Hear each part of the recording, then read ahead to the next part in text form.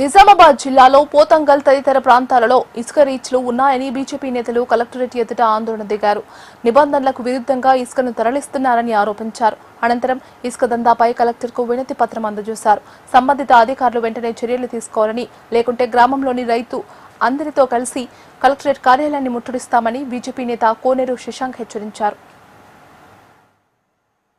ఇవాళ బాన్స్వాడ కాన్స్టిట్యున్సీలో పొతంగల్ మండలంలో అక్కరంగా ఇసుక తరలించడం జరుగుతుంది. ఇక అది ఇసుక మాఫియా అంటే కూడా దానికి ఒక ఓకే అనొచ్చు, ఇసుక మాఫియా అని కూడా అనొచ్చు. ఇక వేబిల్లు మీద దారుణంగా ఎన్నంటే అన్ని టిప్పర్లు కొడుతుండ్రు.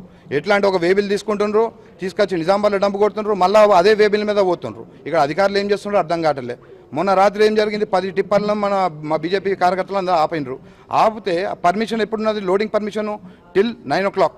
అంటే ఇంతకుముందు 6 దాకా ఇచ్చిండ్రు, దాన్ని ఇప్పుడు 9కి పోటీకి ఇచ్చిండ్రు. అంటే ఆ లారీలు ఎప్పుడు వస్తున్నాయి అడవే? ఫస్ట్ ఏమన్నారు 6 to 6 పర్మిషన్ అన్నారు, దాన్ని ఇప్పుడు ఏం చేసిండ్రు 6 to 9 చేసిండ్రు డంపింగ్. ఈ ఇసుకకి పర్మిషన్ ఇచ్చిండ్రు, ఇసుక రైతు వచ్చి పండుకునేసరికి 8 అవుతుంది. ఇక లారీలు ఆ టైంలో ధర స్టార్ట్ అవుతాయి. కనీసం రైతు పడుకోవటానికి కూడా ఈ ప్రభుత్వం ఇట్లా చేస్తుంది. రైతును కనీసం పడుకొని కూడా పండుకోండి ఈ ప్రభుత్వం. ఇంత దారుణంగా మైనింగా, ఇంత అక్రమ మైనింగా. అక్కడ ఏమున్నది, లిఫ్ట్ ఇరిగేషన్ ఉన్నది, వాటర్ లిఫ్ట్ ఇరిగేషన్ ఉన్నది.